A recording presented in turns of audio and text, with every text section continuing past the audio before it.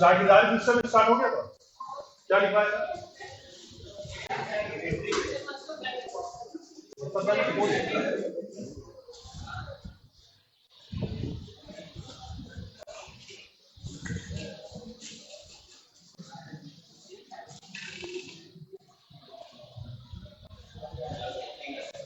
दहबिस्ती पे क्या अकबर की दहबिस्ती?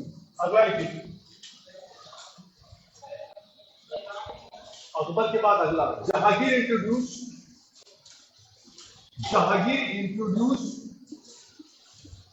दो अस्पा सिंह अस्पा।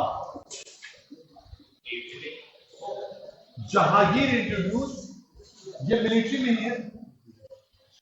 जहांगीर इंपॉर्टेंट है, ये पूरा एक ही इंपॉर्टेंट है। ये दो अस्पा सिंह अस्पा, इसका मतलब ये है, लिखिए पहले मनसबदारी सिस्टम में क्या, जाट और सवार।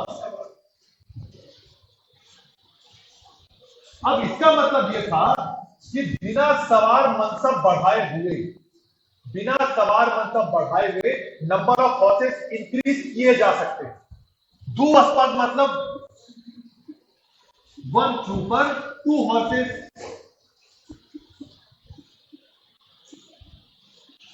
और सी अस्पा मतलब 1 ट्रूपर 3 हॉर्सेस। मतलब क्या हुआ, बिना सैलरी बढ़ाए हुए आपने क्या किया, घोड़ों की संख्या को बढ़ा दिया।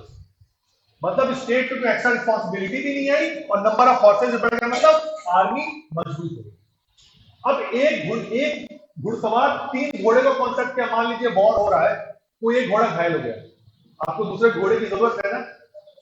अब ऐसा थोड़ी ना होगा कि भैया वापस हो गए घर चले जाएंगे, दूसरा घोड़ा आपके साथ है, अब आप दूसरा को इस्तेमाल करिए, दूसरा चला गया, तीसरा इस्तेमाल है आपका, तीसरा इस्तेमाल करिए। तो इसलिए एक ट्रूपर 2 हॉर्सेस और सी अस्पा मतलब 1 ट्रूपर 3 हॉर्सेस। तो बिना जात मनसब बढ़ाए हुए, बिना सवार मनसब बढ़ाए हुए नंबर ऑफ हॉर्सेस बढ़ा दिए गए।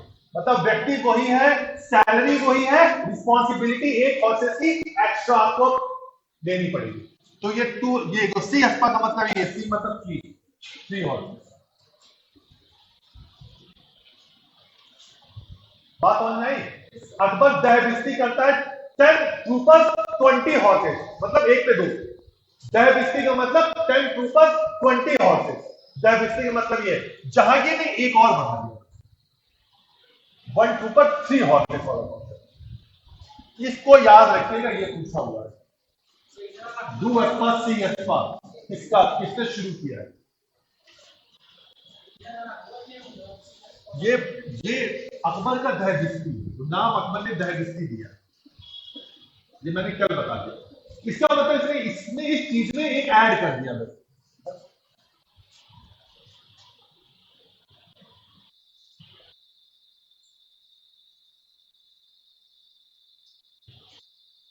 ठीक है, अब इसी में मंथली स्केल जागीर होती थी। मंथली स्केल शाहजहां ने स्टार्ट किया था, लेकिन उसको जागीरदारी सिस्टम में पढ़े। अब हेडिंग डालिए, जो क्राइसिस की जागीरदारी सिस्टम थी वो देखने के है।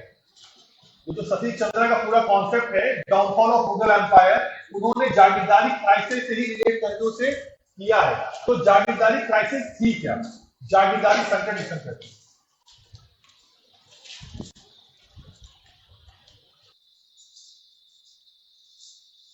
देखिए जागीरदारी सिस्टम जो कि रिलेटेड है किससे, मनसबदारी सिस्टम से। ये डिफरेंस समझ गए ना, जागीरदार और मनसबदार में डिफरेंस क्या है? मनसबदारी जागीरदार है जब उसको जागीर मिल जाती है। बेसिक डिफरेंस ये था। स्मूथ फंक्शनिंग के लिए जरूरी क्या था कि एक 2 वर्ड आपको मिलेंगे, जमा और हासिल। जमा क्या है, असेस्ड रेवेन्यू,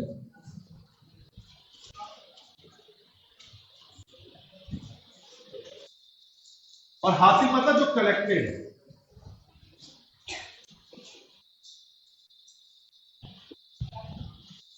प्रीलिम्स के लिए इतना इंपॉर्टेंट नहीं है, मेंस के लिए है। तो अभी समझ जाएंगे तो फिर से बुक नहीं खोलनी पड़ेगी। इंपॉर्टेंट इंपॉर्टेंट क्या है इसमें, दो चीज, इसको मिटा दो। दो वर्ड है जमा और हासिल, ये बात समझ आ गई। जमा क्या है, असेट्स रेवेन्यू,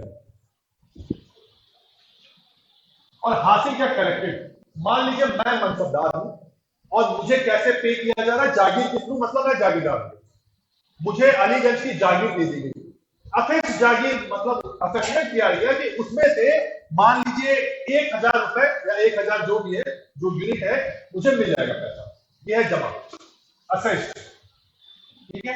हासिल क्या है, जो रिकवरी होगी, अगर 1000 अगर एसेस किया गया है, अगर 1000 ही रिकवरी हो गई तो ये दोनों के बीच बैलेंस है, जागीरदारी सिस्टम बहुत अच्छे से वर्क करेगी। बात ये 1000 एफएस करके मुझे अलॉट कर दिया गया, अलीगंज की जागीर, 1000 ही रिकवरी भी हो गई, बहुत अच्छा, सिस्टम बहुत अच्छा है। दिक्कत बाद में शुरू होती है। क्या दिक्कत शुरू होती है,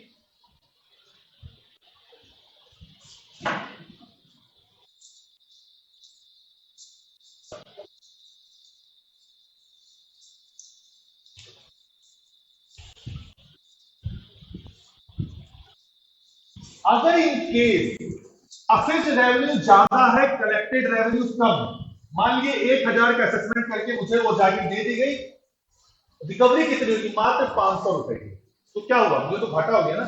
रिस्पॉन्सिबिलिटी तो मेरी इतनी ही है, मुझे उतने ही घोड़े रखने हैं, मुझे लॉ एंड ऑर्डर को मेंटेन करने की होगी, रिस्पॉन्सिबिलिटी मेरी इतनी है, मेरे पास जो पैसा होना चाहिए रिकवरी के थ्रू आना चाहिए, तो पैसा कम है, तो जागीरदार दिक्कत ना जाएगा, क्योंकि भैया उसको तो उतना करना है। दूसरा सियास्ता कॉन्सेप्ट, आपको अपने हॉर्सेस को पे करने, जो आपके ट्रूपर से हॉर्सेस आपको पे करना ही करना है, आपको अपनी आर्मी मेंटेन करनी चाहिए, क्योंकि जब हम आर्मी पढ़ेंगे तो मनसबदार पे आर्मी भी देनी पड़ती थी बादशाह को ड्यूरिंग टाइम ऑफ वॉर, तो रिस्पॉन्सिबिलिटी उतनी ही है, रिकवरी रेवेन्यू की कम है।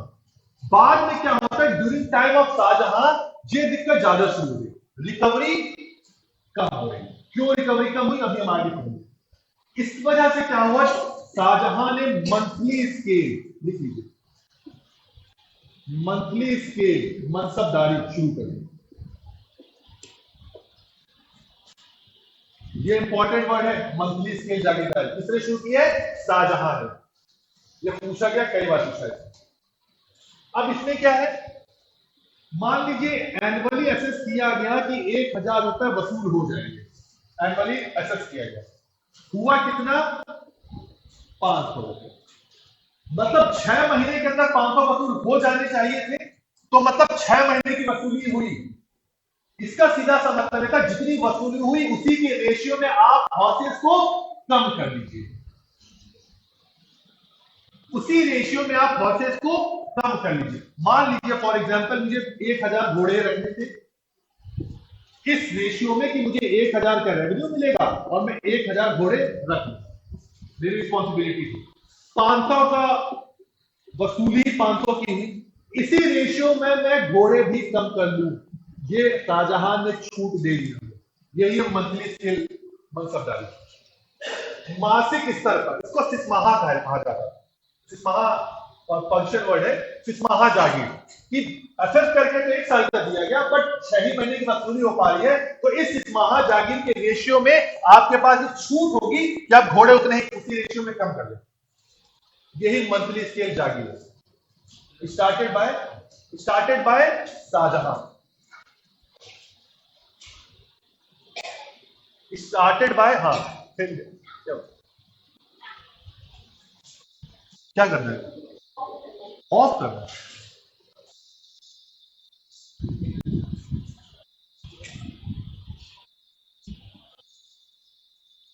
पहली बार उसके लिए पहली बार सही हुई, मैंने खुद से बहुत गलत, अभी भी नहीं गलत कह रहा था, चलो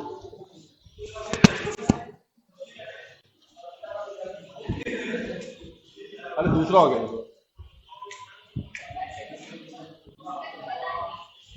अब तू शिफ्ट कर लेना इधर, तुझे सब कर देना। चलिए शुरू करिए, तो ये क्लियर बात हो गई। अब जागीरदारी क्राइसिस, यही क्राइसिस है कि जितना एसेट्स रेवेन्यू था उतना हासिल नहीं हो पा रहा है, यही जागीरदारी क्राइसिस है। क्यों ऐसा हुआ, अब ये समझ जाइए दोस्तों। अब ये जो सतीश चंद्र जो लोग पढ़ रहे होंगे ये उसमें ही मेंशन है। ये कौन पढ़ रहा है? हाँ हाँ, अरे शर्माइए नहीं, अपराध नहीं कर रही आप। हाँ, बाकी कोई पढ़ रहा है? 2 3 बस, आप लोग 4, आप लोग, बाकी लोग क्या पढ़ रहे हैं? पढ़ रहे हैं। आप क्या पढ़ रहे हैं?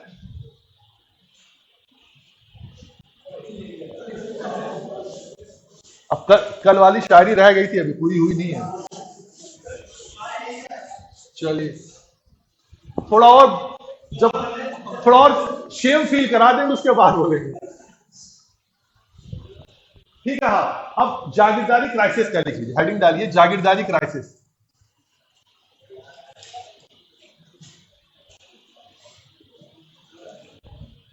जागीरदारी क्राइसिस।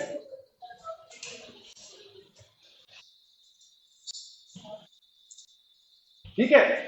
अब जो जागीर थी, मान लीजिए जागीर है, 2 जागीर मान लेते हैं, एक्स जागीर और ये वाई जागीर, ये वाई जागीर। ये जागीर ऐसी है जिसमें असेसमेंट 100 रुपए का किया गया और मतलब 1000 का किया गया और 1000 ही वसूल कर लिया गया।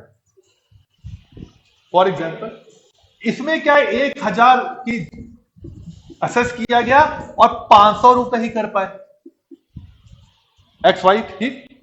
जो ये जागीर है इसको क्या कहा गया? सैर ए हासिल जागीर। सैर ए हासिल मतलब जितना हमने असेस किया आसानी से हमने रिकवरी कर ली, तो सैर ए हासिल जागीर। ये क्या है? जितना हमने असेस किया उतना असेसमेंट रिकवरी हो नहीं पा रही है, हमने इसको बोल दिया जोर तलब जागीर। मतलब भैया रिकवरी करने के लिए अब जोर लगाना पड़ेगा। रिकवरी करने की जोर मतलब क्या? ऐसा थोड़ी ना मैं गधा चलाऊंगा वहां पे। जोर मतलब ये सिंपल सा, मुझे अपने सोल्जर्स का इस्तेमाल करना पड़ेगा। वो ऐसी जागीर है कि वहां के पीजेंट जो हैं वो देने को तैयार नहीं, तो ये जोर तलब जागीर। अब वो कल भी मैंने बताया था, इन केस अगर कोई नहीं देगा तो मैं क्या करूंगा? तो अपने सोल्जर्स का इस्तेमाल करूंगा। मंथली स्केल जागीर की वजह से हमारी जो जो जो मिलिट्री पावर थी मनसबदार की कम हो गई है। मंथली स्केल जागीर की वजह से जो मिलिट्री पावर है वो कम हो गई है। मान लीजिए पहले मेरे पास 1000 सोल्जर थे, मेरे 500 सोल्जर थे, मैं कमजोर हो गया। अब मैं कमजोर हूं तो मैं इसकी रिकवरी कैसे करूंगा? अब मेरे पास जोर कम हो गया ना, मेरे पास पावर कम हो गई, तो मैं रिकवरी कैसे करूंगा इसकी? ठीक। अब आप सोचिए हर जागीरदार कौन सी जागीर लेना चाहेगा? सैर ए हासिल हर व्यक्ति लेना चाहेगा। अब इससे होगा क्या? इसकी डिमांड बढ़ जाएगी। अब जब इसकी डिमांड बढ़ेगी तो भैया जब सीधा सा कॉन्सेप्ट है डिमांड सप्लाई कॉन्सेप्ट, डिमांड ज्यादा है सप्लाई कम है, तो क्या होगा? आप पैसे के थ्रू करप्शन बढ़ेगा कि भैया ऐसा करना, जो बख्शी साहब, बख्शी मीर बख्शी है ना जो अलॉट कर रहा है, बख्शी साहब ऐसा करो 1000 रुपए ले लो, बस जागीर ये दे दो, ये वाली दे दो। करप्शन बढ़ा सिस्टम में। और दूसरी बात, स्टेट की भी दिक्कत क्या है? स्टेट मतलब हम सेंटर की बात करें, इंपीरियल स्टेट की बात कर रहे हैं। अब स्टेट भी कौन सी जागीर चाहेगा? स्टेट के अंदर खालसा लैंड है ना, जो डायरेक्ट अंडर क्राउन है। ये खालसा लैंड सल्तनत टाइम से चल रहा है, ये डायरेक्ट अंडर क्राउन है। तो स्टेट भी तो चाहेगा कि ऐसी जागीर खालसा लैंड के अंडर आए। स्टेट भी तो चाहेगा, क्योंकि उसको डायरेक्ट में तो उसकी इनकम इसी से हो रही है, तो स्टेट भी चाहेगा जागीर खालसा जागीर में आए। और एक और वर्ड मिलता है पैबाकी। ये पैबाकी क्या है? मान लीजिए व्यक्ति कोई एक्स है, उसकी हो गई डेथ, उसके डेथ के बाद जो जागीर है वो स्टेट अपने पास रख लेता है पैबाकी लैंड के रूप में, पैबाकी लैंड के रूप में। और जो नई जागीर अलॉट की जाएगी वो इस पैबाकी से अलॉट की जाएगी, खालसा से अलॉट नहीं की जाएगी। Paibaqi is a type of khalsa land, but khalsa land हमेशा क्राउन के अंडर रहती है, बट पैबाकी लैंड के थ्रू ही जागीर का अलॉटमेंट हो रहा है। बात समझ आई? डेथ मैंने एक एग्जाम्पल बताया, मान लीजिए कोई बड़ा उद्दंड व्यक्ति है, उससे भी जागीर वापस ले ली गई, मतलब मैं ही हूं, अब आप लोगों को नहीं कहूंगा, मैं ही उद्दंड हूं, मुझसे ही जागीर, हाँ मुझसे ही जागीर वापस ले ली गई, तो स्टेट क्या करेगा? उस जागीर को पैबाकी में डाल देगा। एक अलग से अकाउंट होता था पैबाकी जागीरों का, इसी में डाल देगा। जो नई जागीर अलॉटमेंट होगी, मान लीजिए आलोक को की जा रही है, तो पैबाकी लैंड से की जाएगी। यह वर्ड इंपॉर्टेंट है, कई बार पूछा गया है। जागीर अलॉटमेंट किस लैंड से की जाती थी? पैबाकी लैंड से की जाती थी। बात क्लियर हो गई? खालसा से नहीं की जाएगी। खालसा तो क्राउन की जागीर है, वो अपने नहीं देगा जागीर, बस एक अलग से रख लेता है पैबाकी, वो पैबाकी में से देगा। अब भैया सोचो स्टेट क्या करेगा? वो भी सैर हासिल जागीरों को पैबाकी जागीर या खालसा जागीर, और ज्यादा खालसा जागीर में कन्वर्ट करने की कोशिश करेगा, क्योंकि स्टेट की रिस्पॉन्सिबिलिटीज भी तो बढ़ रही है ना, उसको भी तो नए नए मनसबदारों को मनसब अलॉट करना है। और ये दिक्कत ज्यादा कब शुरू हुई? औरंगजेब के टाइम पीरियड में, जब औरंगजेब डेक्कन में चला जाता है। औरंगजेब चला गया डेक्कन में, जमीन आई कम, मनसबदार हो गए ज्यादा, क्योंकि उसने क्या किया था? उसने मराठों को और बीजापुर और गोलकुंडा के जो सोल्जर थे उनको भी मनसबदारी सिस्टम के अंदर एंट्री दे दी। अब भैया जागीर लैंड कमाई, मनसबदार इतने सारे थे। बात समझ आई? एक और इसके लिए और आसान समझ लीजिए, इसमें भी बैलेंस होना चाहिए था कि जैसे जैसे लैंड इंक्रीमेंट हो रही है, उसी रेशियो में मनसबदार भी अलॉट होने चाहिए थे। ये उसी ही रेशियो में मनसबदारों को जमीन दी जानी चाहिए थी। मान लीजिए 10% लैंड इंक्रीमेंट हुई, 10%, तो मनसबदार भी 10% ही इंक्रीमेंट होना चाहिए था। अगर लैंड 10% इंक्रीमेंट हुई, मनसबदारी 30% इंक्रीमेंट हुई, तो -20% का डेफिसिट हो गया कि नहीं? अब यही -20% का डेफिसिट जागीरदारी क्राइसिस है। अब स्टेट क्या करेगी? स्टेट की रिस्पॉन्सिबिलिटी ज्यादा है। स्टेट ने भी क्या किया? जो सैर हासिल जागीरें खालसा में मिला ली, तो जो सैर हासिल और कम हो गई। अब हर व्यक्ति इसी सैर हासिल को लेना चाह रहा है, इसको तो कोई लेना नहीं चाहता है, तो करप्शन को बढ़ावा मिला। और जो लेटर मुगल टाइम पीरियड आएगा, ये आपको खूब देखने को मिलेगा। मनसबदार केवल पैसे देकर अच्छी अच्छी जागीरें लेना चाह रहे हैं। अब सब अच्छी जागीरें लेना चाहेंगे तो ये कहां जाएंगे बेचारे? ये भी तो कुछ हो ही रहा है ना, भले कम हो रहा है, लेकिन 500 रुपए तो हो रहा है, लेकिन ये कोई लेना ही नहीं चाह रहा, हर व्यक्ति इसको ही लेना चाह रहा है। इस वजह यही जागीरदारी क्राइसिस है। जो स्टील फ्रेम ऑफ एडमिनिस्ट्रेशन था मनसबदारी सिस्टम, उसकी ये क्राइसिस थी, क्योंकि mansabdari system is related with jagirdari system. और अगर जागीरदारी सिस्टम स्मूथली वर्क नहीं करेगा, तो मनसबदारी सिस्टम भी स्मूथली वर्क नहीं करेगा। यही जागीरदारी क्राइसिस है जिसपे सतीश चंद्रा ने पूरी बुक लिखी है। इतना ही है, इससे ज्यादा नहीं है। जो भी पढ़ रहे होंगे यही है, इससे ज्यादा नहीं है। अब उन्होंने अपने, चूंकि बहुत बड़े हिस्टोरियन है, उन्होंने अपने स्टाइल में समझाया। हम लोग नॉर्मल टीचर से तो हम लोगों ने अपनी एक्स और वाई करके समझा दिए। ठीक है, किसी को कुछ पूछना है? यही जागीरदारी क्राइसिस, इससे बाहर कुछ नहीं है। किसी को भी कुछ दिक्कत? Question mark? हाँ बताओ।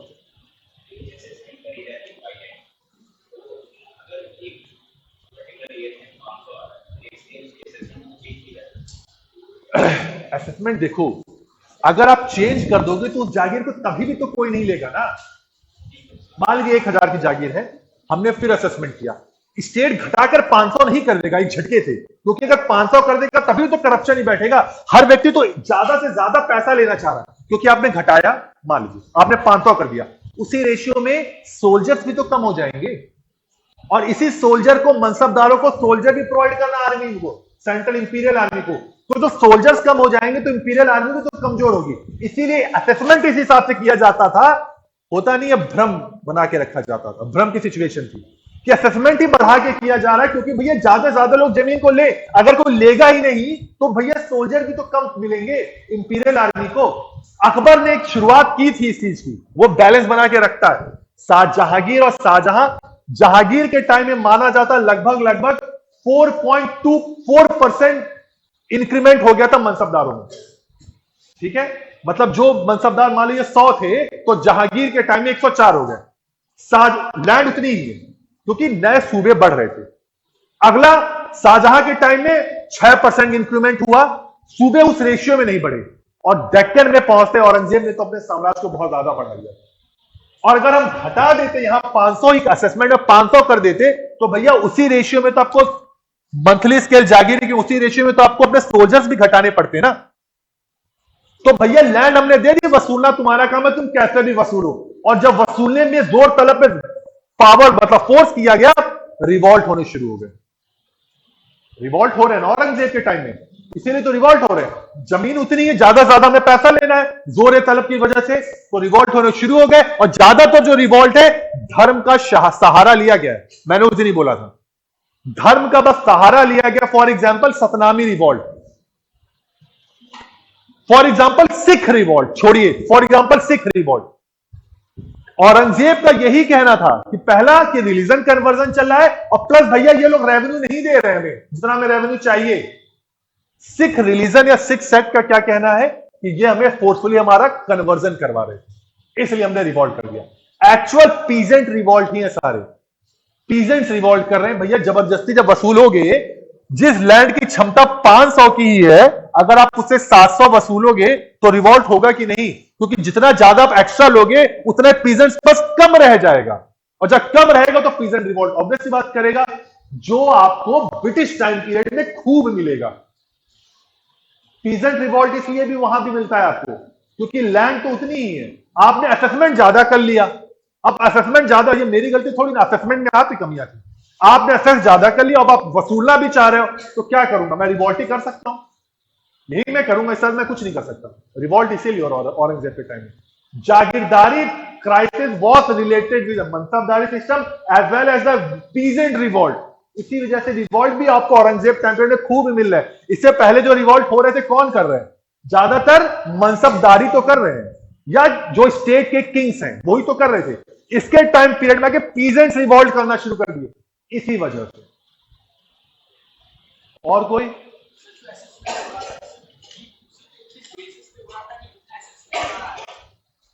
पर बीघा अभी रेवेन्यू सिस्टम में आएंगे ना, अभी तो केवल असेसमेंट पे ये यही जुड़ जाएगा भी रेवेन्यू सिस्टम से भी। क्योंकि मान लीजिए जितने भी पद हैं मुगल एडमिनिस्ट्रेशन में, जितने भी पद हैं, वो फौजदार हुआ, वो दीवान हुआ, वो मीर बख्शी हुआ, वो जो हुआ, सब मनसबदार हैं। सबको या तो कैश दिया जा रहा है या जागीर दी जा रही है। सभी तो मैंने कहा ना, ये तो सब मनसबदारी के पार्टी है। ठीक, टाइप ऑफ जागीर मैंने लिखवाई थी, नहीं लिखवाई है? क्या क्या लिखवाई है? तनख्वाह जागीर, नगदी जागीर, टाइप ऑफ जागीर नहीं लिखवाई थी ना, लिख लीजिए टाइप ऑफ जागीर लिख लीजिए। टाइप ऑफ जागीर पहले लिखिए तनख्वाह जागीर, तनख्वाह जागीर, इसको रब कर दो ना, तनख्वाह जागीर।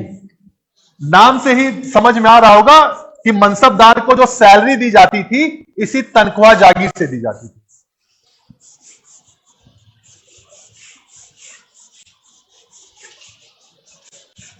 अगला वतन जागीर, वतन जागीर, वतन जागीर लिखिए। Homeland, homeland was awarded as Jagir, homeland was awarded as जागीर।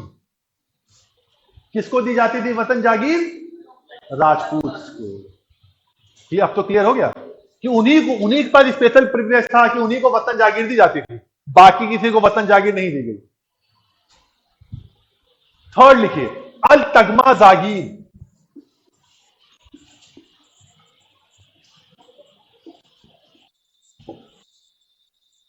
अल तगमा या इनाम जागीर,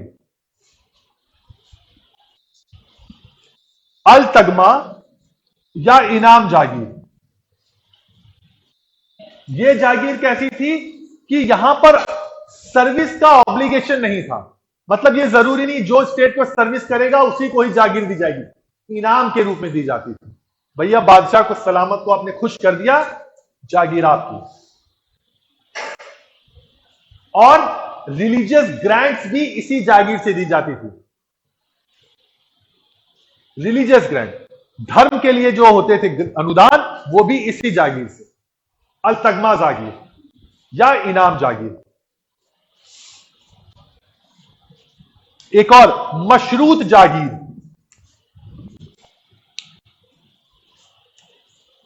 मशरूत, ये कंडीशनल जागीर थी कि कोई स्पेशल कंडीशन में आपको कुछ समय के लिए यह जागीर अलॉट कर दी जाती है, कंडीशनल जागीर।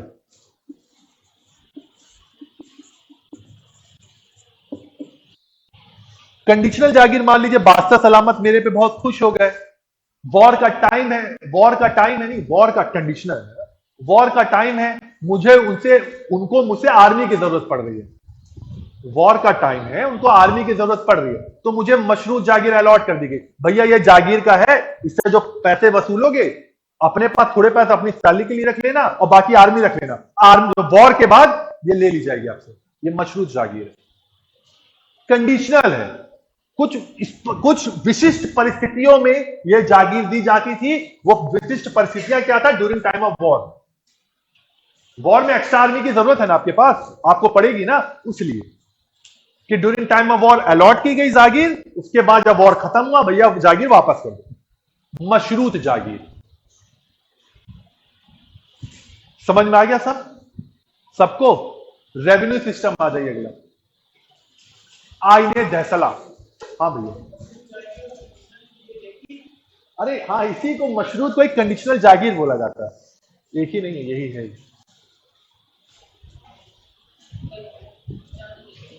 मशरूत जागीर को ही कंडीशनल जागीर बोला जाता है, मशरूत का मतलब ही कंडीशनल। रेवेन्यू सिस्टम, क्या भैया रेवेन्यू सिस्टम क्या इंपॉर्टेंट है इसमें, नाम बता दो कम से कम। दहसाला क्या है,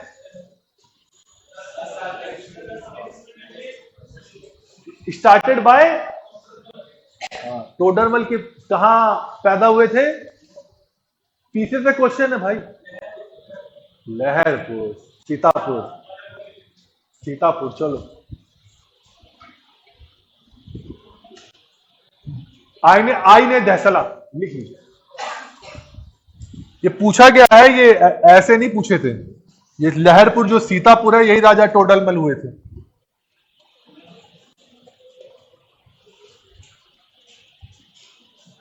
रेवेन्यू सिस्टम,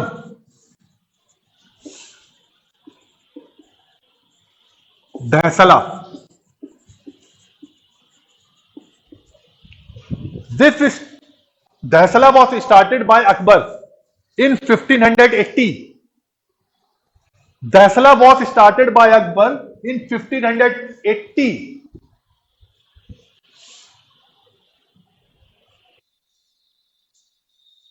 राजा टोडरमल, राजा टोडरमल, राजा पदवी दे दी गई थी, नवरत्न में है ना उनके, राजा टोडरमल प्रोपाउंडेड द सिस्टम,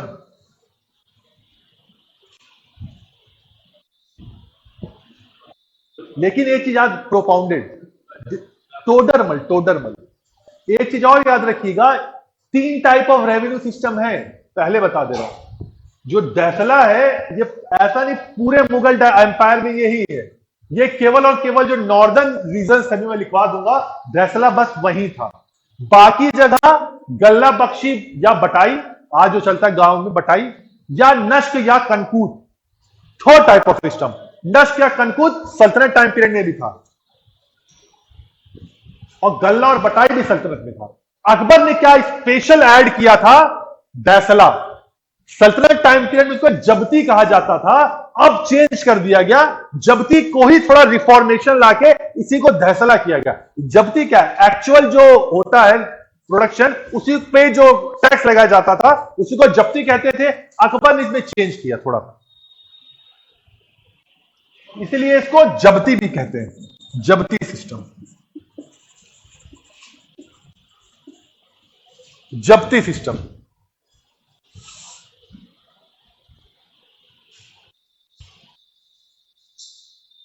ठीक है, सबसे पहले क्या कराया गया, लैंड का मेजरमेंट कराया गया, the unit of land was known as बीघा,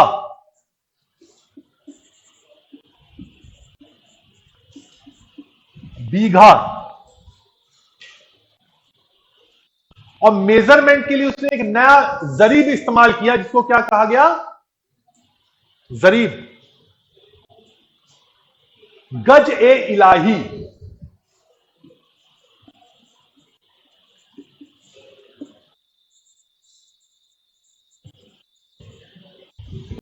गज ए इलाही। इससे पहले क्या चलता था? गज ए सिकंदरी। कभी कभी पता नहीं पूछा गया कि नहीं, जितने भी ये जो टीचर्स वाले एग्जाम उसमें पूछा गया है कि गज सिकंदरी और गज इलाही के बीच रेशियो जो था वो 39:41 था। रेशियो 39:39 का मतलब होता है 39 अंगुल। अच्छा, कहां तक होता है? ये सिकंदरी है और ये इलाही है।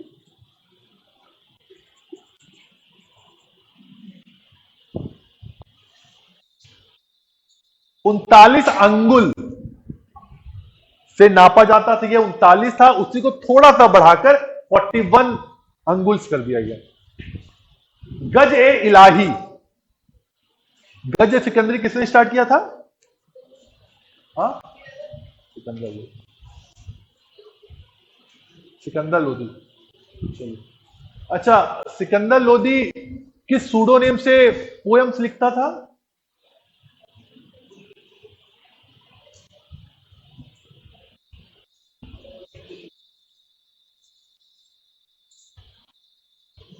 क्लास जो है ये प्रीलिम्स की ही है। ये तो हम पढ़ा रहे हैं आपको इतना डिटेल में। क्लास को पूछा, मुझे हमेशा पूछना यही सब चाहिए, ये किसने किया, वो किसने किया। तो किसने किया? हाँ, कोई बोला क्या? गुलरुखी। मक्फी किसका सूडोनेम था? मक्फी। ये 2 कक्षा पहले ही पूछा गया था। हाँ, क्या? हाँ, हाँ, औरंग, अरे नाम बताइए। औरंगजेब की बेटी ऑप्शन में नहीं आएगा।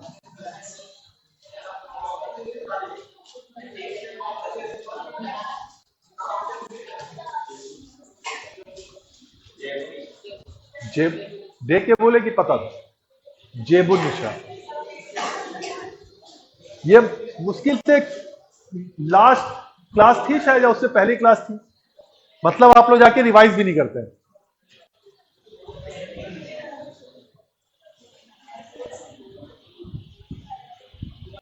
बीघा, ये क्लास खत्म हो जाएगी और आप लोग रहोगे टॉपिक 1 पे, और फिर एग्जाम आ जाएगा, फिर लगेगा एग्जाम छोड़ देते हैं, इस बार प्रिपरेशन हो नहीं पाई।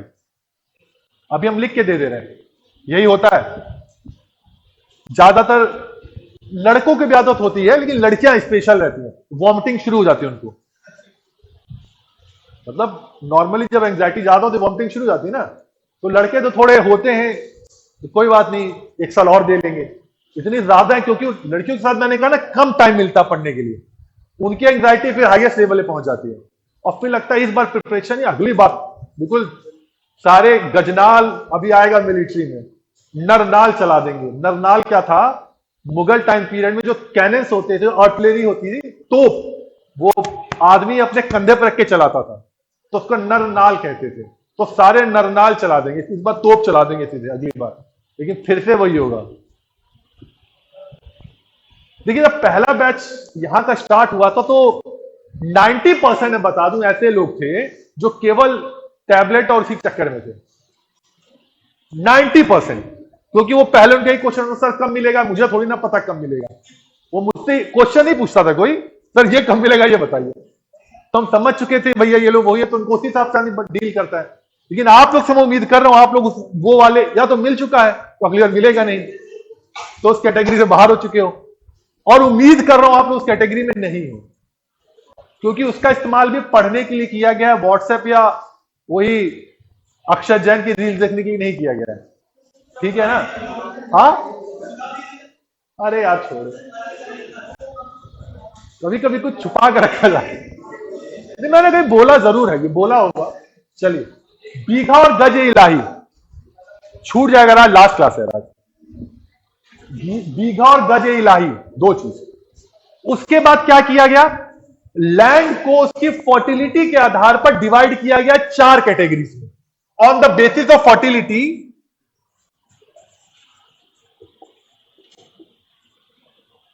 on the basis of frequency of cultivation,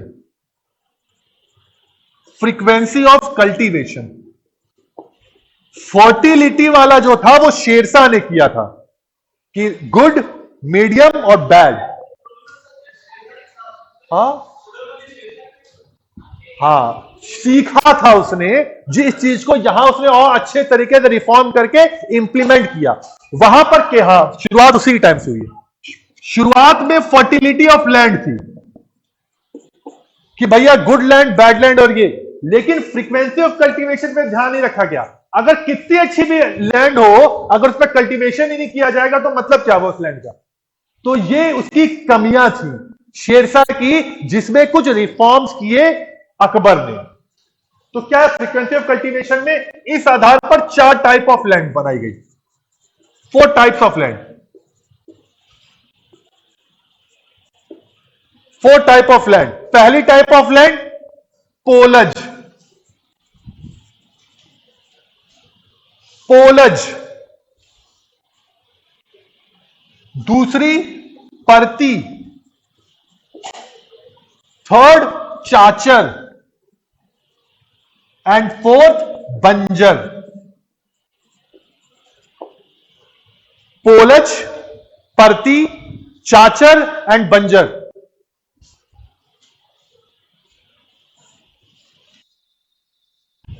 पोलज, परती, चाचर एंड बंजर। पोलज क्या है, जिस पर हर साल कल्टीवेशन होता है, उसको हम कहते हैं पोलज टाइप ऑफ लैंड।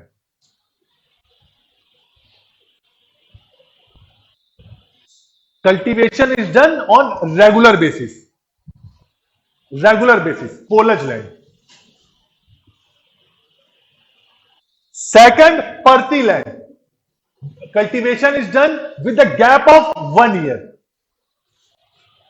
आज भी जो थोड़े से जिनका खेती वेती होती है, कभी कभी लैंड को छोड़ दिया जाता है टू रिगेन इट्स फर्टिलिटी, कि वो लैंड जो है फिर से अपनी फर्टिलिटी रिगेन कर ले, इसीलिए उस जमीन को छोड़ दिया जाता है। क्योंकि रेगुलर अगर आप खेती करोगे तो फर्टिलिटी जो उसकी है वो कम होने लगेगी। इसीलिए रोटेशन ऑफ क्रॉप्स भी होता है कि कभी आपने कुछ गन्ना, शुगर केन किया, अगली जो फसल होगी पल्सेस वाली होगी, जिससे फर्टिलिटी हो सके, नाइट्रोजन फिक्सेशन की वजह से। यही तरीका होता है ना। एक बार ऐसी क्रॉप जो बिल्कुल फर्टिलिटी पूरी ले ले, उसके अगली रिगेन करने के लिए हम करते हैं, उसका फिर से हम वही क्रॉप करते हैं। क्रॉप रोटेशन इसे कहा जाता है। तो पहला पोलज, दूसरा parati with a gap of 1 year, तीसरा chachar with a gap of 3 to 4 years, with the gap of 3 to 4 years. Cultivation is done with the gap of 3 to 4 years. And banjar, more than 4 years. More than 4 years.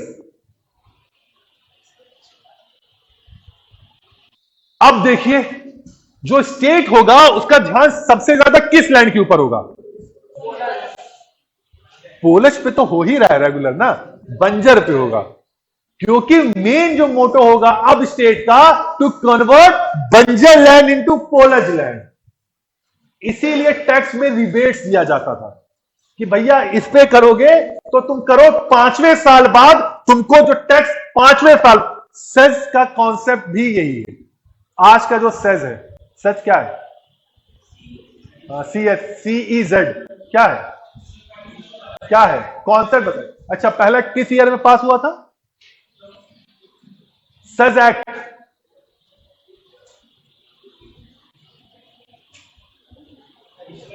अच्छा, ऐसे कितने लोग हैं जो exam दे चुके हैं? पहले सच सच बताना, दिल पे हाथ रखिए। बस आप लोग किसी ने आपने नहीं दिया है? नहीं दिया, नहीं दिया, किसी ने नहीं दिया? दिया आपने, दिया है ना? तो सेज एक्ट जो है वो आज से 15 साल से लगातार पूछा जा रहा है। तो कोई ये भी नहीं कह सकता। और हां, यूपीएससी और यूपीपीएससी दोनों में, और जो इस टाइम फिर से सेज एक्ट को रिवाइव किया गया, कुछ चेंजेस किए गए इस बार फिर से, क्योंकि सेज जिस लिए शुरुआत किया गया था वो गोल फुलफिल नहीं हो रहा था। अब ये मत पूछना सेज कौन क्या है, लेकिन सेज का कॉन्सेप्ट भी यही था कि जो इस एरिया को एक डिफाइन कर दिया गया और टैक्स कम लिया गया उस एरिया से, कि ज्यादा से ज्यादा लोग वहां पर आके इन्वेस्ट करें। उत्तराखंड को गया है, सिडकुल है वहां पे, नाम सुना है? सिडकुल, उधम सिंह नगर में सिडकुल है। तो सिडकुल भी एक प्रकार का सेज ही था कि वहां पर आपने, हिमाचल प्रदेश से यहां पर टैक्स फ्री कर दिया जाता, इन्वेस्टमेंट करिए आके, प्रमोट करने के लिए। आपको तो पता होना चाहिए था ये। SEZ बोल कह रहा हूं, अच्छा समझे नहीं? तो ये सब है कि ज्यादा से ज्यादा इन्वेस्ट करें लोग आके भैया यहां के। तो इसीलिए बंजर का जो कॉन्सेप्ट था यही कि स्टेट का पूरा ध्यान बंजर लैंड पर था, इसीलिए शुरुआत में टैक्स रिबेट दी जाती थी, छूट है आपको, खेती तो करो कम से कम इसी बार, आपको फायदा होगा, स्टेट को फायदा नहीं चाहिए, आप भी फायदा लीजिए। 5वें साल बाद आपको टैक्स स्टेट को फायदा देने लग, आपको देना होगा, शुरुआत में नहीं दीजिए। तो ये है 4 टाइप ऑफ लैंड, ये दहसाला के अंडर था। इसके बाद क्या हुआ, अब असेसमेंट कैसे किया जाएगा? शेरशाह के टाइम गलती ये थी, वो पिछले साल का जस्ट बिफोर दैट ईयर उसी आधार पर वो टैक्स असेस कर दे रहा था। लेकिन इसने रिफॉर्म किया, इसने क्या किया, 10 इयर्स को लिया, जिसे हम दहसला बोलते हैं। मान लीजिए अगर 1580 में ये सिस्टम शुरू किया गया था, तो पिछले 10 साल, राइट फ्रॉम 1570 टू 1580, इस 10 साल का कल्टीवेशन निकाला गया, एवरेज कल्टीवेशन क्या है। मान लीजिए किसी साल आया 50 क्विंटल, किसी साल आया 45, किसी साल 30, किसी साल 20, इसका एवरेज निकाल लिया गया। जो भी 10 साल का एवरेज आया, मान लीजिए 30 क्विंटल्स आ गया। अब इस 30 क्विंटल्स का थर्ड पार्ट दहसला है, ठीक। इसी एवरेज जो आया इन 10 सालों का, उसी एवरेज का थर्ड पार्ट जो है वो दहसला था, जो स्टेट टैक्स के रूप में लेती है, ठीक है। ये लेकिन क्या है, ये कब, जब ग्रेन्स में आपको टैक्स देना हो, ये ग्रेन्स में मैं बता रहा हूं ना। लेकिन स्टेट ग्रेन्स के साथ साथ कैश में भी टैक्स चाहती है कि कैश तो दो भैया, क्योंकि करेंसी सिस्टम उस समय बहुत अच्छे तरीके से काम कर रहा था। ग्रेन्स के लिए कैश के लिए उसने क्या किया, उसने एक और सिस्टम शुरू किया जिसको कहा गया दस्तूर, प्राइस रेट या प्राइस शेड्यूल।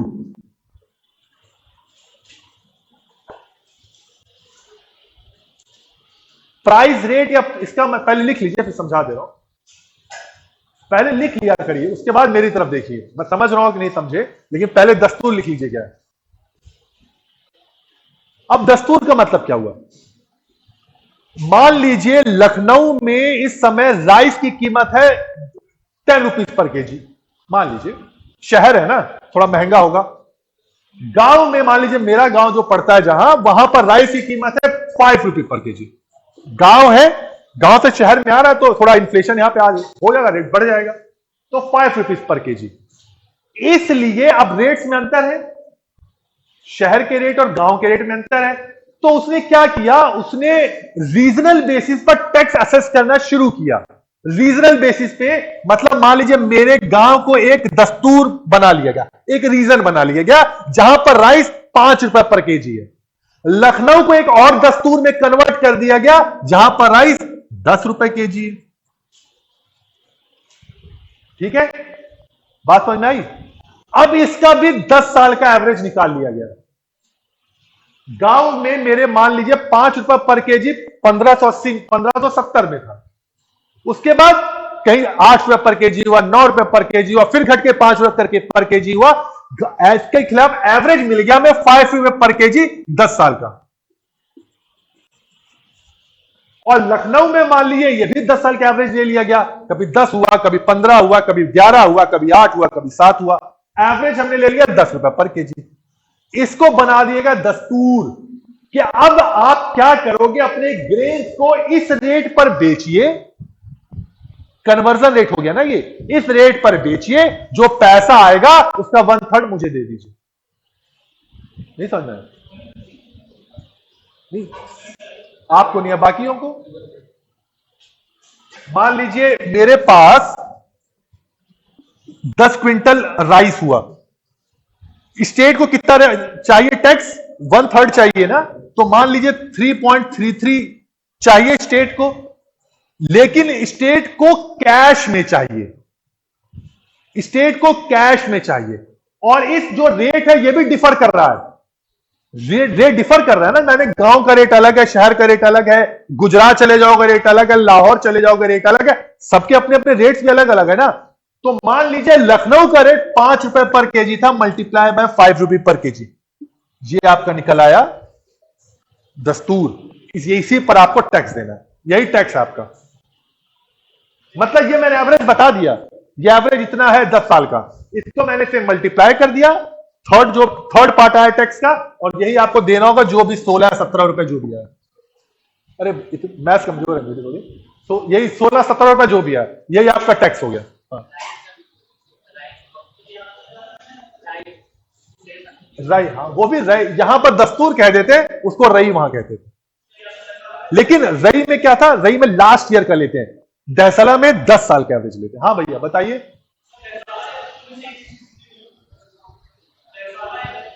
हाँ, आप नहीं समझे अभी, दहसला उस पूरे कॉन्सेप्ट का नाम है, पूरे कॉन्सेप्ट का नाम है। 10 साल का एवरेज प्रोडक्शन और 10 साल के रेट का क्या था उसका एवरेज, दहसला इन सबको कहते हैं। दस्तूर क्या है, जब हम ग्रेन्स को हमें कन्वर्ट करना है कैश में, तो हम दस्तूर का इस्तेमाल करते हैं। अगर आपको ग्रेन्स में ही देना है तो कोई दिक्कत नहीं है, ये 3.5 kg दे दीजिए स्टेट को, दे सकते हैं। हाँ दे सकते हैं, आपका छूट है। लेकिन फिर से वही स्टेट क्या चाहेगा, ज्यादा से ज्यादा हमें कैश दीजिए। हाँ भैया,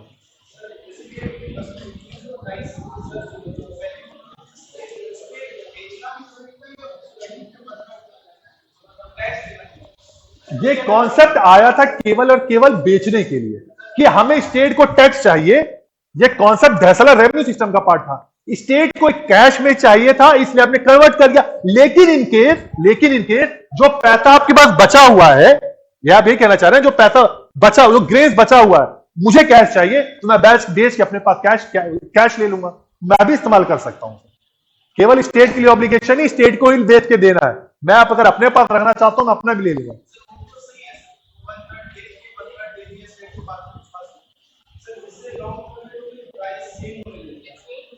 कैसे होने लगेगा? 1580 का मतलब यह है भैया कि पिछले 10 साल का 1570 से लेकर 1580 तक का ये 10 साल है। अगर हम मान लेते हैं 1581 पे आ जाएगा तो हम 71 से 81 का 10 साल लेंगे। अगर हम 85 में आ जाएगा तो हम ये इसका एवरेज ले लेंगे। तो यहां भी तो कुछ बढ़ रहा होगा ना, तो एवरेज में तो एवरेज ही आएगा आखिरी में। मान लीजिए 5 रुपए था, यहां 7 रुपए था, 6 रुपए था, 4 रुपए था। एक बार हमने ये 10 साल का कैलकुलेट कर लिया, इसके बाद हमने अगला जो 10 साल लिया, हमने इस 5 रुपए को छोड़ के हमने ये कैलकुलेट किया, तो फ्लक्चुएशन कवर तो हो जाएगा। फ्लक्चुएशन तो अब लॉन्ग टर्म में तो नहीं आइडिया, लेकिन ये कवर होने लगेगा, ये फ्लक्चुएशन जो आप बता रहे हैं, क्योंकि हम ऐड भी कर रहे हैं और कुछ सब्सट्रैक्ट भी कर रहे हैं उसी एवरेज को निकालने के लिए। और कुछ पर ईयर एनुअल असेसमेंट थी, एनुअल असेसमेंट थी। हाँ, और हो गया।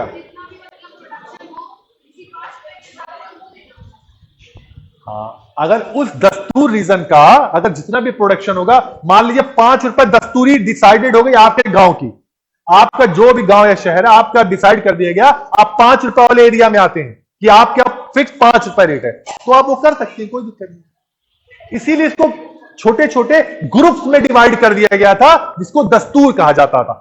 दस्तूर ए महल पूरा नाम था, लेकिन वो दस्तूर है बस। भैया ठीक है, आगे बढ़े। इतना वैसे है नहीं डिटेल में प्रीलिम्स के लिए, ये हमने बता दिया कि जो सतीश चंद्रा वाले लोगों के लिए, मतलब जो बुक्स पढ़ रहे हैं उसमें इतना डिटेल में दिया हुआ है। ठीक है, अगला लिख लीजिए। अब जो अदर टाइप्स ऑफ वो हैं, ये तो पहले टाइप ऑफ था। ये कहां कहां था? लाहौर, लिख लीजिए कहां कहां है। लाहौर, इलाहाबाद, मालवा, गुजरात। इलाहाबाद मतलब प्रयागराज, मालवा और गुजरात। मतलब जो नॉर्दर्न एरियाज थे उसमें ही ये गल्ला, ये जब ये आपका फैसला था।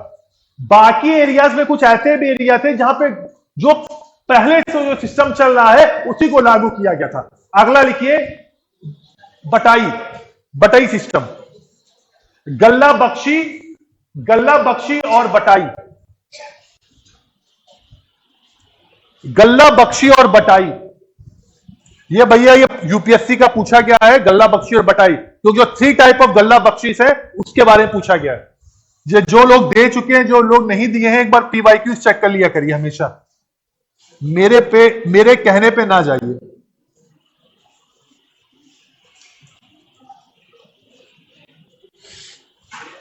अब ये गल्ला बख्शी या बटाई क्या है? क्रॉप्स को देखकर जो एक्चुअल प्रोडक्शन हो रहा है क्रॉप्स का, उसी पर हम बटाई लगा देते हैं। 3 टाइप ऑफ बटाई सिस्टम है, लिख लीजिए पहले। 3 टाइप ऑफ बटाई सिस्टम। पहला लिखिए, खेत बटाई। खेत की बटाई हो रही है। थोड़ा इंग्लिश का प्रोनाउंसिएशन करेंगे तो क्या हो जाएगा? बटाई, नॉट बटाई। बटाई हिंदी का वर्ड है ये। बटाई मतलब स्पेलिंग वही होगी, BATAI। खेत बटाई। दूसरा लिखिए, लंक बटाई। खेत बटाई, लंक बटाई और राश बटाई। खेत, लंक बटाई और राश बटाई। लिख लीजिए पहले, बता रहे क्या है। राश, राश, अरे यही RASH, रैश, राश जो कह लीजिए, राश बटाई। अब ये खेत बटाई क्या है? जितना भी खेतों में क्रॉप्स लगी हुई थी उसको देखकर मान लिया जाता था इतना प्रोडक्शन होगा, इसका 1/3 मेरा होगा। मान लीजिए गन्ने का खेत है, कैश क्रॉप शुरू हो चुके हैं, पोर्चुगीज आ गए थे, कैश क्रॉप जो शुरुआत हो चुकी थी उस समय, तो देखा गया और बता दिया गया भैया इसमें 100 कुंटल प्रोडक्शन होगा तो उसका 1/3 मेरा है। यह है खेत बटाई। खेत पर ही बटाई कर लिया गया, तो खेत बटाई। बात समझ में आई? अरे भैया जो क्रॉप्स लगी उसी को देखकर बटाई कर लिया गया। आपका खेत जो है, मान लीजिए धान गेहूं जो भी XYZ लगा हुआ है, हमने देखा, असेस कर लिया कितना प्रोडक्शन होगा और उसी को हमने बांट लिया।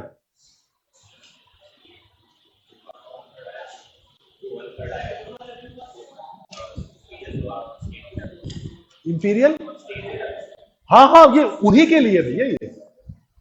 ये टैक्स 3 टाइप ऑफ टैक्सेस है। एक धैसला है, ये बटाई सिस्टम है, और थर्ड जो है नश्क या कंकूत है। तो मैं आपको बटाई के बारे में बता रहा हूं। धैसला पूरे मुगल एम्पायर में लागू नहीं था, यह भी ध्यान रखिए, इसीलिए ये बाकी जगह ये भी है। खेत बटाई। दूसरा लंक बटाई। ये क्या है? जब कभी भी क्रॉप्स को काटने के बाद, हार्वेस्टिंग के बाद उनके स्टैक्स बनाए जाते हैं, बोझे, उसको उसमें बटाई कर लिया जाता था। तो स्टैक्स का डिवाइड कर लिया जाता था, उसको कहते थे लंक बटाई।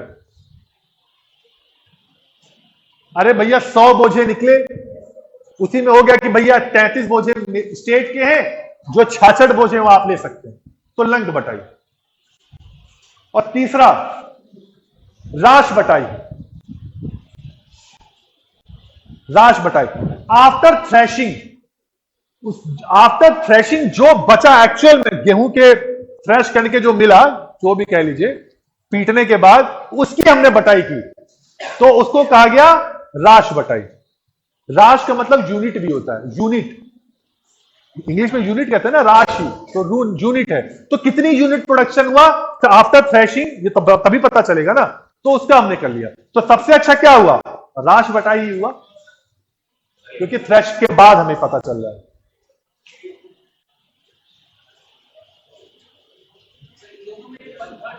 सब में, 1/3 सब में। और लास्ट नष्ट और कनकूत, जो third type of revenue system है उसको कहते हैं नष्ट और कनकूत। नष्ट और कनकूत, नष्ट और कनकूत।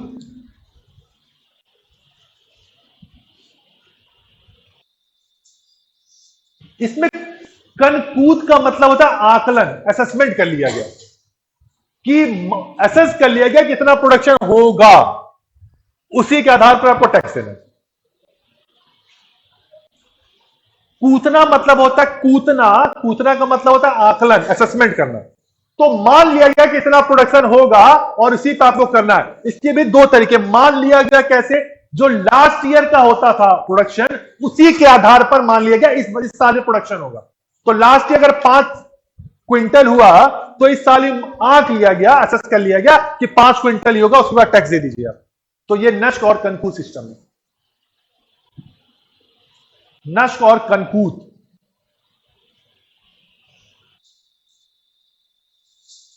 अब आ जाइए भैया मिलिट्री। हाँ भैया बताइए।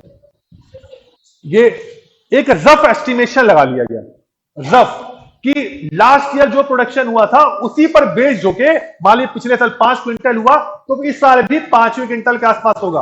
रफ एस्टिमेशन लगा लिया गया। तो this was based on rough estimation या रफ कैलकुलेशन। कोई लॉजिक नहीं था इसके पीछे कोई। हाँ, गल्ला बख्शी और, हाँ गल्ला बख्शी और बटाई सिस्टम।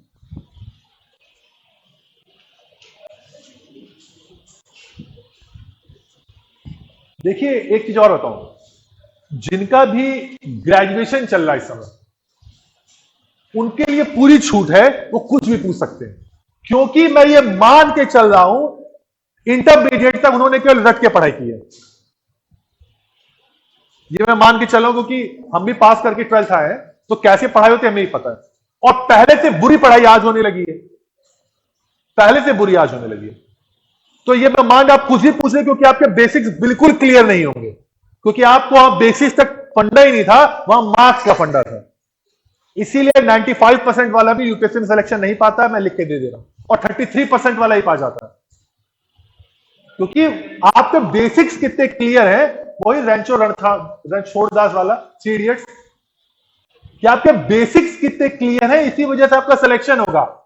12th तक तो आपने केवल रट के पास किया है, कोई भी स्कूल XYZ, कोई भी स्कूल, सब स्कूल्स का ये है, क्योंकि अगर वो समझाने लगेंगे तो बेचारों का सिलेबस ही कवर नहीं होगा, तो उनकी भी मजबूरी है। हमारा सिस्टम ही हमने ऐसा बना दिया है। ठीक है, तो आप लोग के लिए बिल्कुल छूट है जिनका 12th है, लेकिन जिनका ग्रेजुएशन हो चुका है उनके लिए छूट नहीं है, क्योंकि 3 साल अब उन्होंने थोड़ा सा डिटेल स्टडी की है। तो आपसे उम्मीद नहीं है कि आप कुछ भी पूछें, पूछ सकते हैं लेकिन उम्मीद नहीं है, क्योंकि जहां मान के चल आपको बेसिक कुछ तो क्लियर है। 12th वालों के लिए छूट है, कुछ भी पूछिए। ठीक है, या आप लोग बहुत से ऐसे लोग हैं जिनका ग्रेजुएशन फर्स्ट ईयर अभी तक, अंडर ग्रेजुएट ज्यादातर लोगों से। हाँ, लेकिन मुझे चेहरे से पता चल जाता है ना। चलिए military.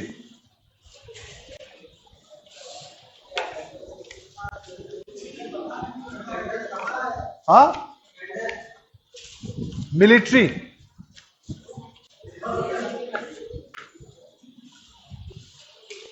Military system under Mughals, military system under Mughals. Time होने वाला है यार, जल्दी करो। लिखिए, this was based on decimal system. Decimal system, decimal कि 10-10 का ग्रुप बना दिया गया, उसी के ऊपर अपॉइंट करते चले गए, और जो 10,000 के ऊपर होते थे उनको खांस कह देते थे। This was based on decimal system. अमीर, सिपह सलार, मलिक, अमीर और खान, पूछेगा नहीं, बस लिख लीजिए कि this was based on decimal system. अगला, क्योंकि कभी कभी बच्चे कंप्लेन ये भी कर देते हैं, सर डेप्थ बहुत पढ़ा रहे हैं, अब उससे ही बचना पड़ता है। अच्छा, आप ही है, यही है, यही है। यही है, यही है।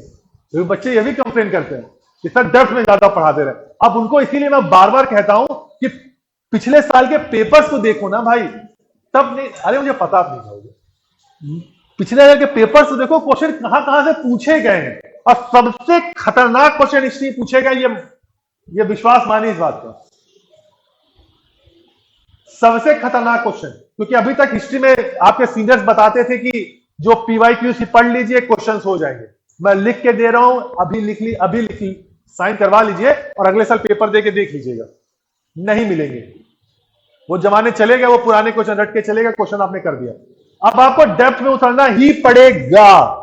तो जो जिनकी भी कंप्लेन अगर हो, अगर कोई ऐसा, तो आप मैं क्लियर कर दे रहा हूं कि अगर सर को लग रहा सर ज्यादा पढ़ा, पिछले में एंशिएंट हिस्ट्री पढ़ा रहा था, तो मैं हड़प्पा शायद कुछ पढ़ा रहा था, ऐसा कुछ था, तो एक दो बच्चों ने मुझसे आके कहा डायरेक्ट, मतलब मुझे अच्छा समझते थे वो, तो कंप्लेन नहीं किया, मुझसे आके कहा, बोला सर बहुत डेप्थ में पढ़ा रहे हैं। तो मैंने कहा हो सकता है पढ़ा रहा हूं, लेकिन पढ़ लो, लिख तो लो ही, कम से कम बुक्स नहीं पढ़नी पड़ेगी। और उसी से रिलेटेड एक क्वेश्चन पिछली बार मिल गया था, तो बच तो नहीं सकते, पढ़ना तो पड़ेगा। और प्रीलिम्स में तो एक एक क्वेश्चन की फाइट है, एक ही क्वेश्चन के पास 100 लड़के कम से कम रहते हैं, एक ही क्वेश्चन के ऊपर, ठीक है। तो अगर जिसको लग रहा हो थोड़ा सा डेप्थ में है, तो मेरा तो टाइम बच जाता, मैं क्यों तब पढ़ाऊंगा, क्योंकि पढ़ने से पहले मुझे ही पढ़ना पड़ता है ना। फैक्ट्स तो मुझे भी हाथ बता दे, जल्दी जल्दी बता देता, डेप्थ में जाने के मुझे थोड़ा डेप्थ में जाना पड़ता है। आ जाइए, military system, it was based on decimal system. अगला, military was divided into 3 categories, it was divided into 3 categories.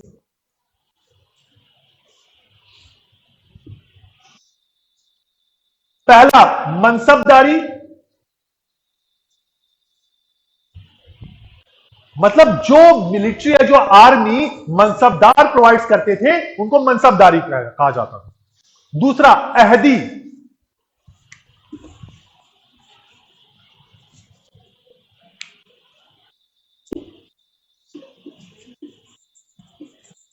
अहदी army, जो बादशाह की जो पर्सनल आर्मी होती थी उसको अहदी आर्मी कहते थे। बादशाह की जो पर्सनल आर्मी होती थी उसको अहदी आर्मी। और चूंकि पर्सनल आर्मी है तो राजा डायरेक्ट या बादशाह डायरेक्ट इनको पे करता था, मनसबदार के थ्रू पे नहीं होता था, डायरेक्ट पे से राजा करता था, बादशाह करता था। अहदी आर्मी। और तीसरा लिखिए दाखिली army, दाखिली,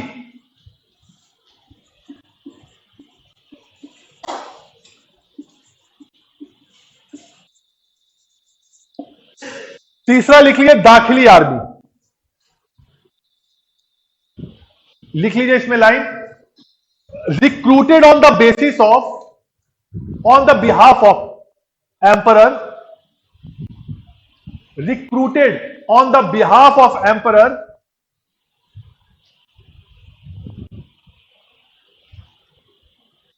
but were paid by mansabdar, but were paid by mansabdar.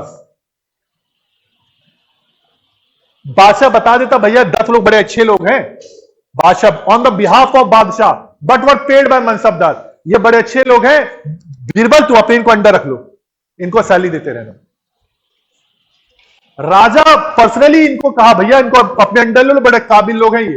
Birbal, एक एग्जांपल बता रहा हूं, पे, चूंकि बीरबल भी मनसबदार है, तो भैया बीरबल तुम इसको पे कर देना। तो recruited on the behalf of emperor but paid by mansabdar. अगला आ जाइए,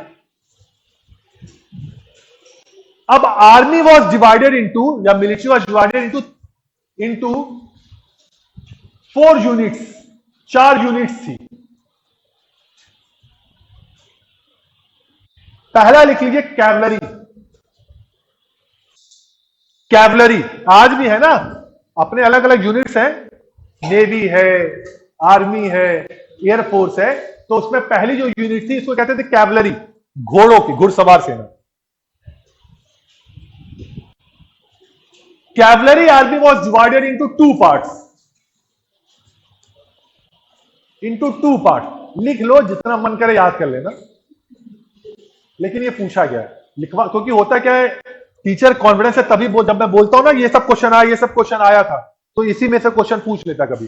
पहला लिखे 2 पार्ट में, पहला बरगीर।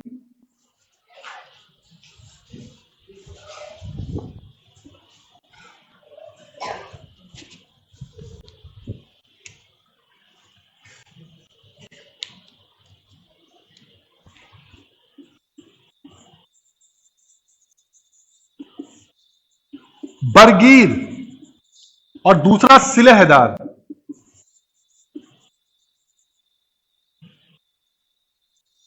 बरगीर और सिलहदार लिख लीजिए।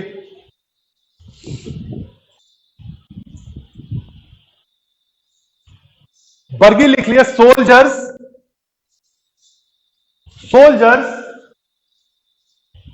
हु रिसीव्ड हॉर्सेस, आर्म्स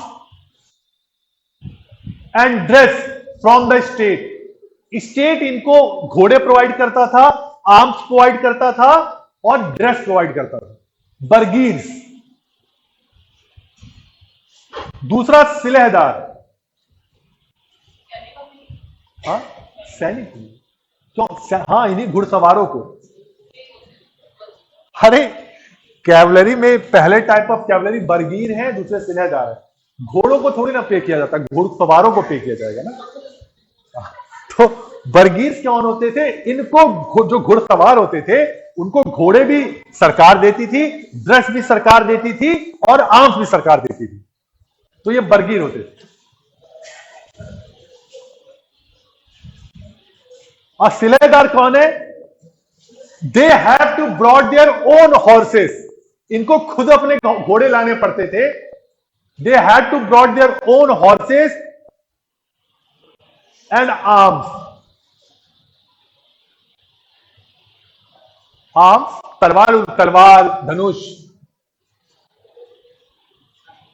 अब देखिए, चूंकि वो खुद ला रहे हैं तो दे वर पेड मोर देन बरगीर्स। खुद ला रहे हैं ना, तो सैलरी भी बरगीर से ज्यादा है इनकी, तो दे वर पेड मोर देन बरगीर्स। समझ में आ गया? आ गया। अगला इन्फेंट्री।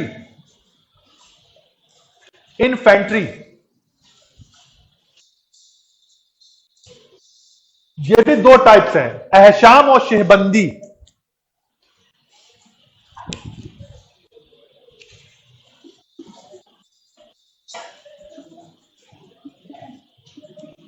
अहशाम और शेहबंदी। अहशाम और शेहबंदी।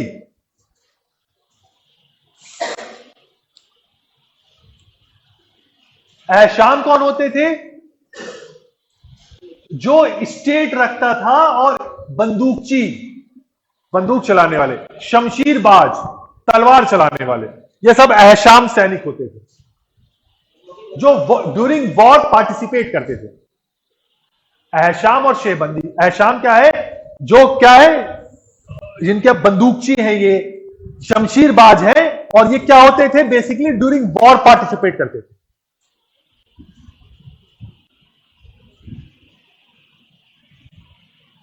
और शेहबंदी क्या है? जो बेकार लोग होते हैं, अनएम्प्लॉयड लोग होते हैं, उनको शेहबंदी में काउंट किया जाता था। और चूंकि अनएम्प्लॉयड एंड ट्रेंड मिलिट्री तो है नहीं, तो क्या उनका काम क्या था कि रेवेन्यू को कलेक्ट करने के लिए इनका इस्तेमाल किया जाता था। जाओ तुम लोग यही करो, वसूलो। लठैत ऐसे ही होते हैं ना, जमींदार ने लठैत में खरीद, बोले भाड़े के सैनिक जिसे हम कह देते हैं कि आपका काम क्या है भैया, जाके छोटे मोटे काम करिए, वॉर नहीं लड़ेंगे आप। अहशाम है शेहबंदी। अहसाम क्या है? जो स्टेट की आर्मी होती थी, बंदूकची और शमशीरबाज, बंदूक फ्लिंट लॉक बंदूकें उस समय आ चुकी थी। और दूसरी शेहबंदी, और ये ड्यूरिंग वॉर पार्टिसिपेट करते थे। और शेहबंदी क्या है? जो अनएम्प्लॉयड लोग होते थे, जिनके पास काम धंधा नहीं था, उनको शेहबंदी आर्मी के रूप में शामिल कर लेते थे। आपका काम क्या है कि भैया रेवेन्यू कलेक्ट करना है, जमींदार सपोर्ट नहीं कर रहा है, जमींदार पैसे नहीं दे रहा है, या आप लोग पैसे नहीं दे रहे, तो इन शेहबंदियों को भेज दिया जाता था। जाओ और वसूल करो। इन्फेंट्री। अगला आ जाइए, आर्टिलरी। आर्टिलरी। आर्टिलरी। आर्टिलरी मतलब तोप खाना। Head was known as Mir Atish. Mir आतिश।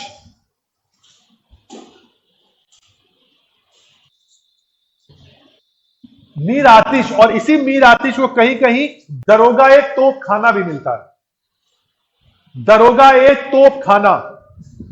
दरोगा ए तोप खाना, इसी मीर आतिश को। मीर आतिश।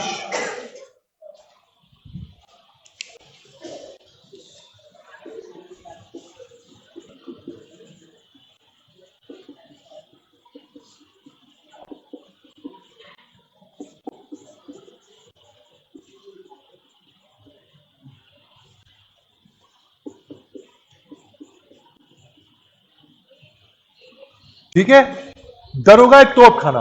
अब भैया कुछ तोपों के भी नाम मिले हैं, लिख लो। पूछा गया है। कहां पूछा गया है? इसीलिए मैं कहता हूं नहीं पढ़ते हो ना आप, देखिए पूछा गया है ये। यूपीपीएससी का 2009 का पेपर उठाइएगा। अरे नहीं, वो पूछता है भाई, अरे क्या, इसी इसी इसी समय का है ये। नरनाल पूछा गया है। हाँ, यही कंप्लेन किया। सही बात है, अब लग गया। लेकिन एक चीज और है, कुछ छोड़ देते ना तो अगले जगह पूछते हैं सर ये फैक्ट कहा था। हाँ, दोनों 10 मास्टर खेलते हैं। चलिए, आर्टिलरी। टाइप ऑफ आर्टिलरी भी मेंशन किया गया नाम, जैसे नरनाल और गजनाल।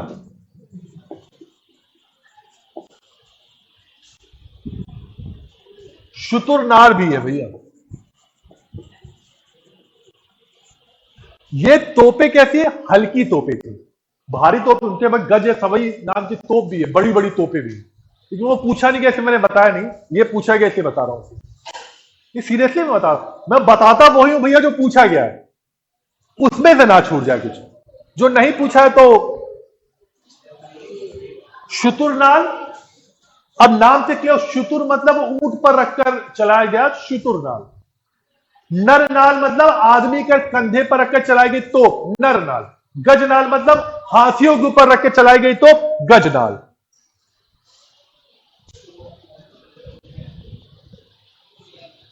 और चौथी यूनिट है नेवी। नेवी, लेकिन उस नेवी को आज के टाइम की नेवी मत समझिएगा, बड़ी वीकेस्ट इनके पास नेवी थी, इसी वजह से बेचारे हार गए अंग्रेजों से। चोला के पास नेवी थी, लेकिन चोला के पास जो नेवी थी, जो साउथ ईस्ट एशिया वाले पास, उससे बुरी नेवी थी। हम कितने अच्छे डिसाइड करता है कि सामने वाला कितना अच्छा है ना, यही तो होता है, रिलेटिव चीजें तो चलती है ना। इनके पास जो नेवी थी, इनसे अच्छी नेवी ब्रिटिशर्स के पास थी, तो इनकी बेकार हो गई, इसीलिए मैंने कहा वीकेस्ट नेवी है इनकी। Head was known as Mir Bahr. Head was known as Mir Bahr. Mir बहर।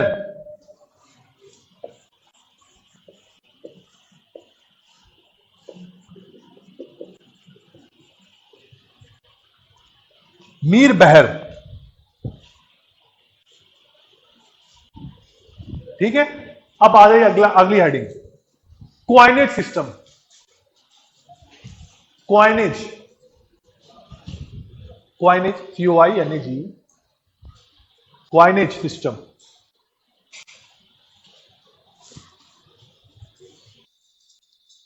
ठीक है, royal mint was establish bye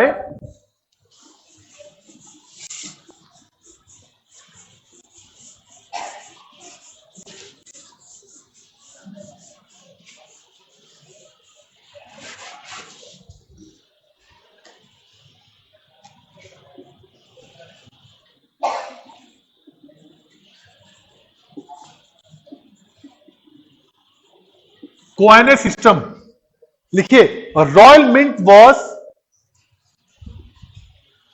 established by Akbar. Royal Mint was established by Akbar, and he appointed Abdul Samad as its head.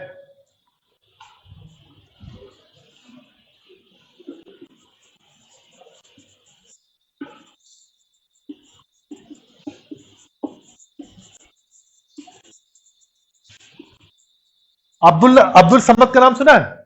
Abdul Samad actual में है ये, लेकिन अब्दुल समद लिख दिया मैंने। नाम सुना है? कौन है? नाम सुना? कौन है भैया?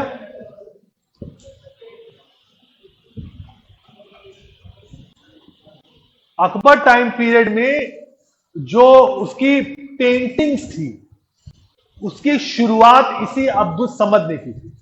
पेंटिंग्स का भी हेड था ये, और बाद में टकसाल का बना, जिसे अकबर ने टकसाल का बना दिया। बेसिकली ईरान के थे ये लोग। जब हुमायूं जब ईरान तहमास के रिफ्यूजी जब उसने लिया था, तो वहां की पेंटिंग्स बड़ी हाई क्वालिटी की थी। हुमायूं ने रिक्वेस्ट किया था कि भैया आप लोग भारत भी आइए। उसी की रिक्वेस्ट पे ये लोग भारत आए। हुमायूं को तो टाइम मिला ही नहीं, लेकिन अकबर के टाइम में जो पेंटिंग्स का पूरा डिपार्टमेंट स्टैब्लिश किया गया था, इसी अब्दुल समद के अंडर किया गया था। अभी कल्चर जो जब आप पढ़ोगे उसमें हो जाएगा पेंटिंग्स।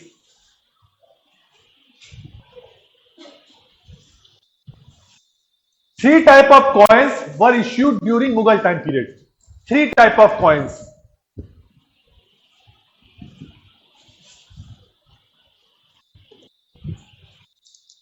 पहला gold coins,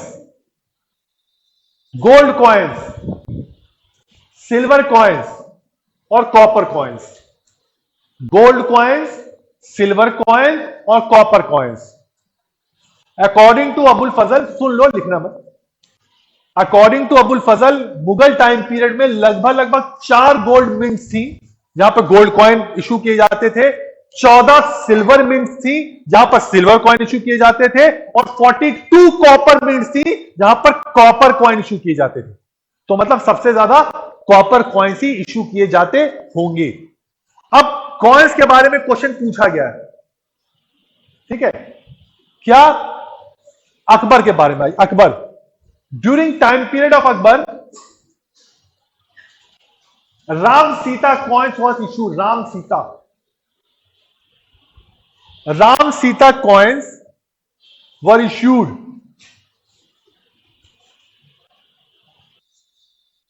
Ram Sita coins मतलब कॉइन्स के ऊपर राम सीता की पिक्चर।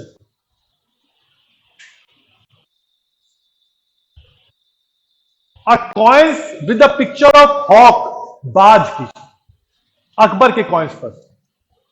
जब असीरगढ़, लिख लीजिएगा, जब असीरगढ़ की विक्ट्री होती है तो हॉक कॉइन्स इशू करता है वो। हॉक, बाज। असीरगढ़ कब हुई थी?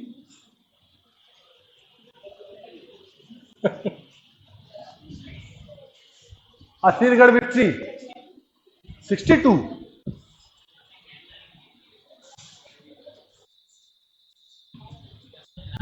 ये मैं चिल्ला के मैंने बताया था। असीरगढ़ की जो उसकी विक्ट्री थी, लास्ट विक्ट्री थी अकबर की। तो आप तो फर्स्ट बता दिया। चलिए, विद हॉक, अगला जाइए। Coins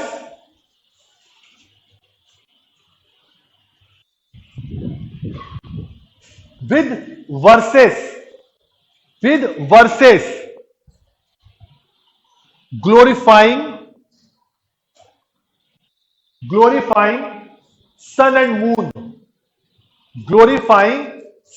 moon were also issued by Akbar। मतलब सन और मून की ग्लोरिफिकेशन में कुछ वर्सेस, कुछ श्लोक भी लिखे गए थे, अकबर ने लिखवाया था, ठीक है? जहांगीर ने एक ऐसा कॉइन इशू किया था जिसमें बादशाह के हाथ में एक जाम का प्याला है। लिख लीजिए, पूछा गया है, बाद में करिएगा, लिख लीजिए। जहांगीर ने कॉइन इशू किया था वेयर बादशाह is showed he is shown holding a cup of wine, a glass of wine, sorry, a glass of wine, a glass of wine, wine wine. अच्छा, अब कुछ कॉइन्स थे इंपॉर्टेंट जिनके नाम लिख लीजिए। शाहरुख कॉइन किसने इशू किया था? Very good, Babur. ये मैं बता चुका था, आप लोग शायद ध्यान नहीं, ये मैंने स्पेशली बोला था। शाहरुख कॉइन जो है बाबर ने इशू किया था जब वो जीतता है बैटल ऑफ पानीपत, अपने सोल्जर्स को देने के लिए। अगला Shansab coin, Shansab, Shansab largest gold coin that was issued during Mughal time period. Shansab लगभग लगभग 101 तोले का था ये।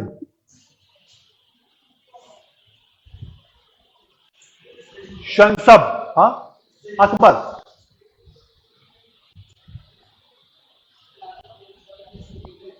लार्जेस्ट कॉइन है ये, largest gold coin that was issued during, पहला शंसब। दूसरा मोहर,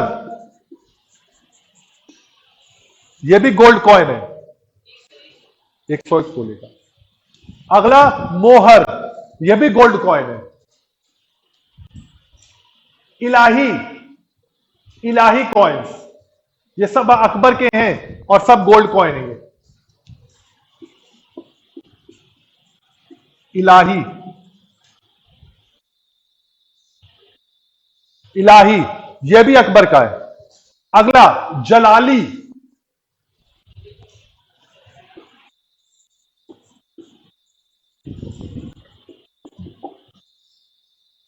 जलाली, ये जो कॉइन है ये स्क्वायर शेप्ड है, बाकी सर्कुलर थे, square, square shaped silver coin.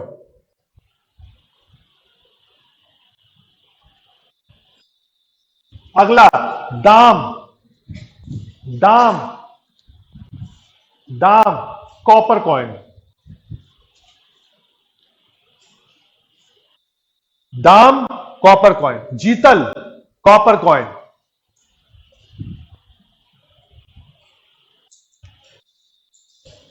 Copper coin. Nisar, nisar, nisar, जा nisar, nisar, nisar, a copper coin issued by Jahangir, a copper coin issued by Jahangir.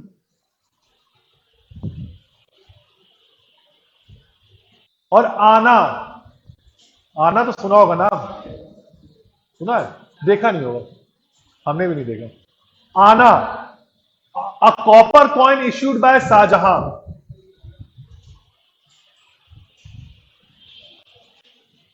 A copper coin issued by Shahjahan.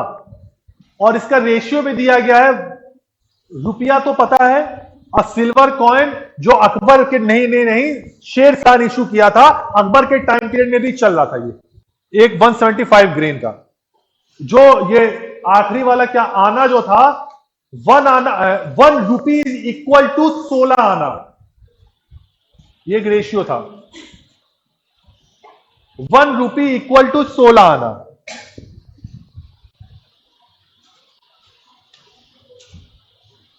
ये भैया मुगल डायनेस्टी हो गया खत्म।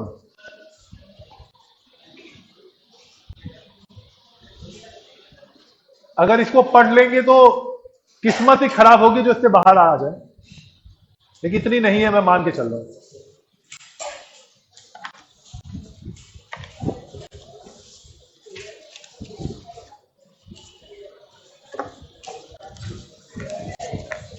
जो कुछ एडमिनिस्ट्रेटिव पोस्ट थी मैं उनकी वो दे दूंगा, अब लिस्ट दे दूंगा और देख लीजिएगा। मीर बहर बता दिया था, मुसद्दी मुस्तहिद करके कुछ है, वो देख लीजिएगा। कितने पेजेस पे जरा बताना, कितने पेजेस पे मुगल फिल्म? मतलब ऐसा ना लिखे जो एक पेज में 4 लाइन लिखते हैं, उनके लिए नहीं पूछा हूं। हाँ, जैसे आप ये कितने पेज में? अब 22, और मेडिवल इंडिया बहुत होंगे तो 40 पेज होंगे, 50, तो 50 50 50, मॉडर्न में 50 लग जाएंगे। 150 पेज में अगर आपकी पूरी हिस्ट्री खत्म हो जाए तो इसे शॉर्टकट नहीं हो सकता जी। 80 है, टेंशन बड़ा भी तो है यार, तभी भी तो अगर 150 पेज में भी अगर हो जाए पूरा, अब बचा हुआ कल्चर बचा हुआ, तो भैया आईएएस बनना आसान भी थोड़ी ना है।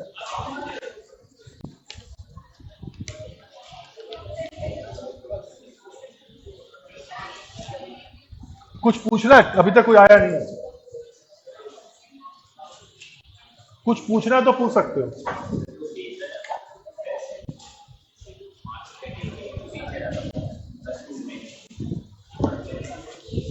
हाँ,